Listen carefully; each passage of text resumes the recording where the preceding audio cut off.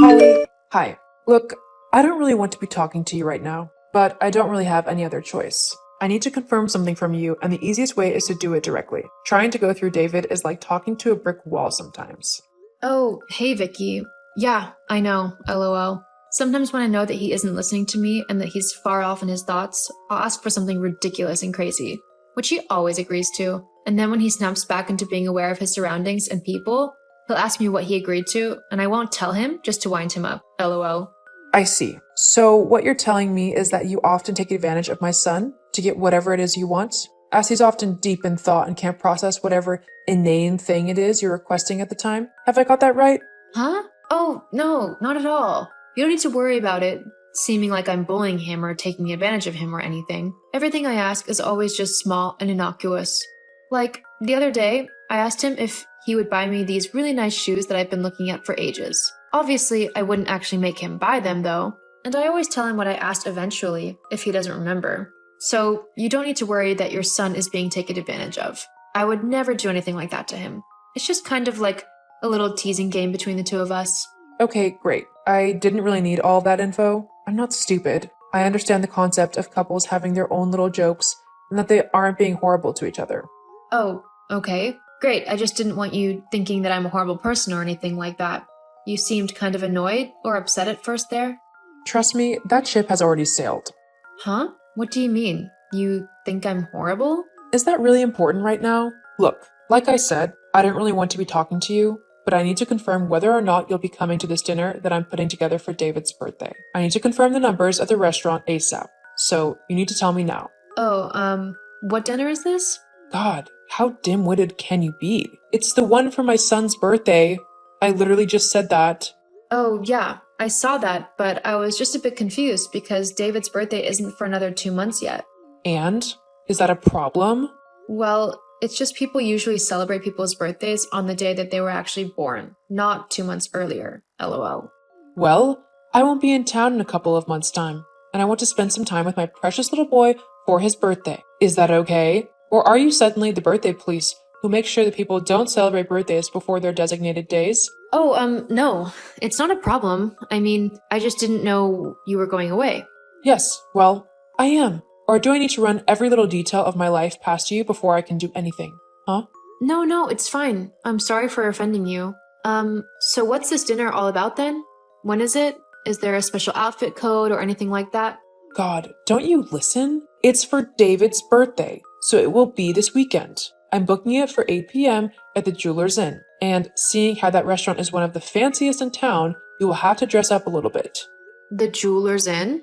Yes, is there a problem with the pub now? Does it not meet your standards or something? Oh no, not at all. It's a lovely looking place, but it's just that it's a bit expensive. I've looked online before and all of the main dishes are above $20 each. I just don't know if me and David can afford that really. We're not exactly the richest people out there, you know.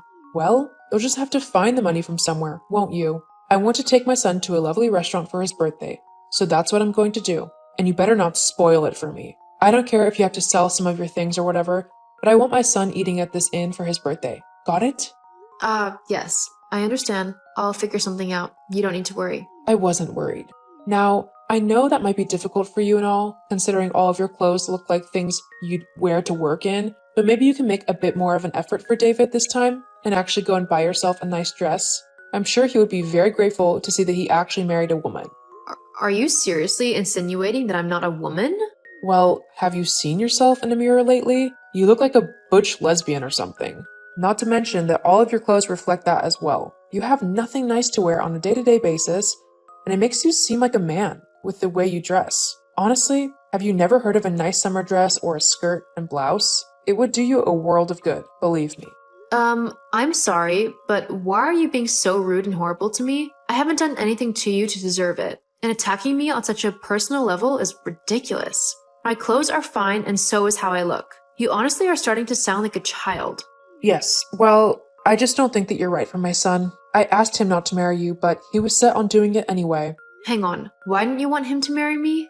Well, let's face it, you're not exactly the most amazing woman out there, are you? In fact, you're just a normal nobody who can't really offer David much in life. If it were up to me, David would have married my friend's daughter, and then the two of them would have been set for life.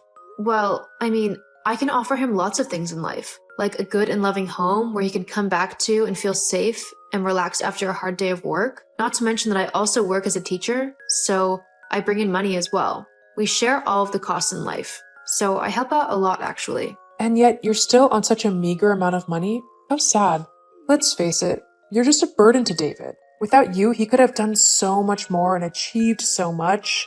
Oh well, I guess I'll just have to hope that his children will take after him. That way I can help steer them in the right direction in life. Okay, first of all, me and David would be the ones who decided what happened with our children if we had them. You know, being the actual parents and all, we would be the ones who decided what school they went to, what they were allowed to eat and drink, and what they would be taught at home.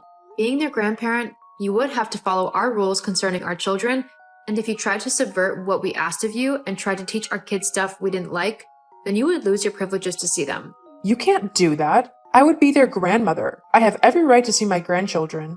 No, you have the right to see them if me and David tell you that you have the right to see them. That is all. Why you? Look, I really don't want to talk to you right now. So just put me down as yes. I'm coming to the meal. I know the details, so we can end this conversation here now. Goodbye. Fine. I'm done talking to such a pathetic woman anyway.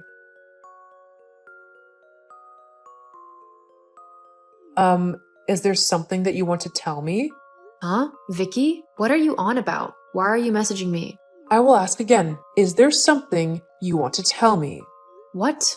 No. There's nothing that I need to tell you. Besides, you're the one who messaged me, so clearly you're the one who wants to say something. Yes, actually, I do want to say something. Well, hurry up then. I don't have all day. Oh, I will take my sweet time with this conversation. How dare you not tell me that you can't have children? Whoa. Wait a second. What?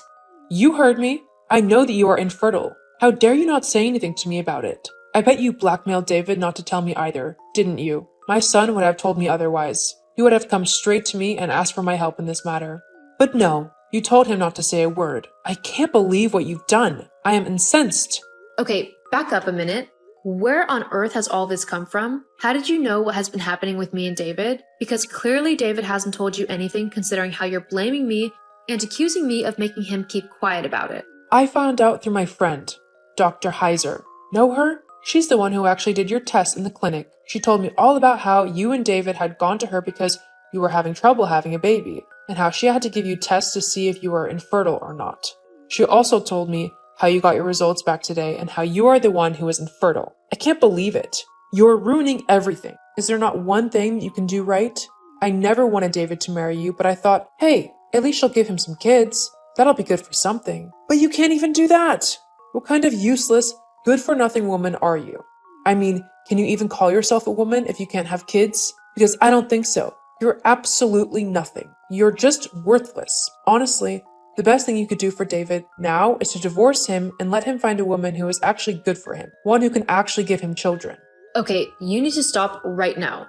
What me and David go through is none of your business. Our situation is completely our business and our business only. You have nothing, nothing to do with this at all. And for you to attack me like this, God, I can't believe you.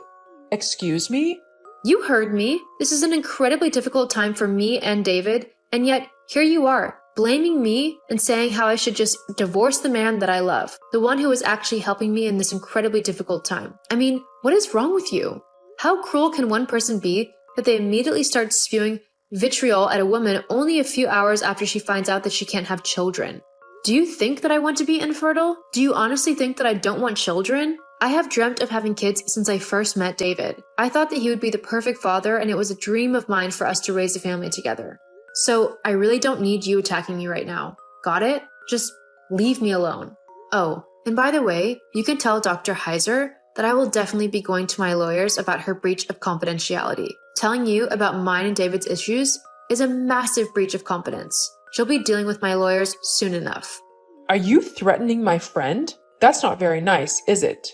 She hasn't done anything wrong. All she's done is answer some questions I had. That's all. So you don't even have a leg to stand on, even if you did go to your lawyers. Actually, it really is against the law. I have a proper case against her, but that's none of your business either.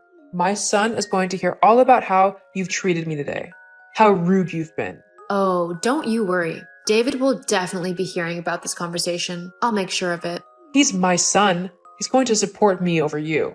We'll just see about that. David, your mother has gone way too far this time. What do you mean? What's happened?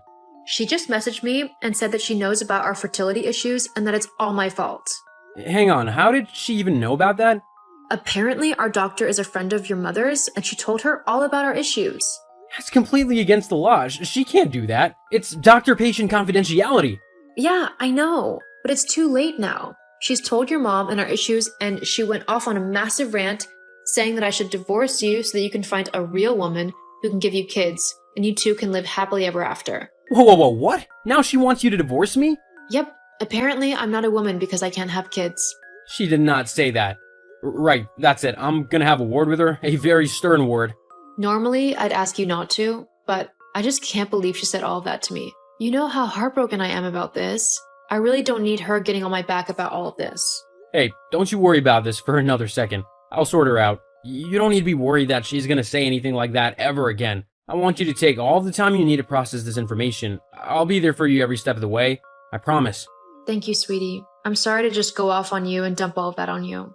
It's okay. You got nothing to apologize for. I promise. I'll see you later then. I love you. I love you too. I can't believe you tattled to David like that. He had a massive go at me yesterday. My son has never done that before. You've corrupted him, making him hate me. I didn't make him do anything. He just didn't want you being vile to me. So, why are you messaging me now? Because I have something to say to you concerning the dinner tonight. And what's that? You're not qualified to join us. This dinner is exclusively for family members. Your husband and son are currently with me. Huh?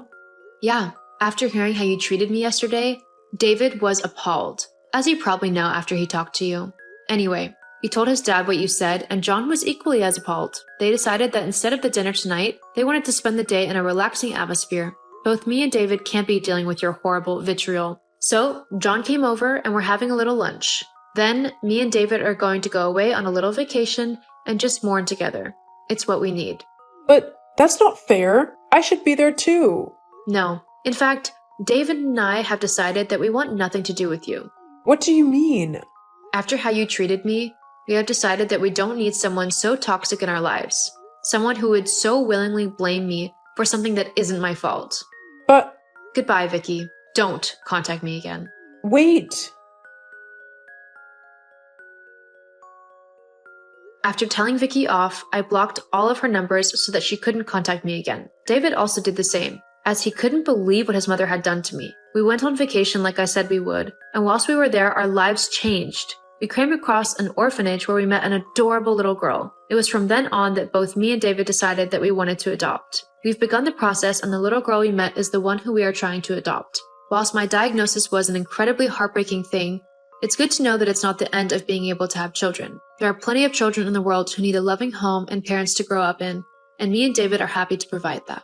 As for Vicky, the last I heard was that she told all of her friends what had happened, but funnily enough, they seemed to think that she was the one in the wrong, and they all decided to stop being friends with her. Sometimes, people will bring their own karma down on them. Oh, and as for Dr. Heiser, me and David are currently in the process of suing her for breach of contract. She has also lost her medical license due to what she did, something that is deserved, as who knows who else she could have damaged with her gossip.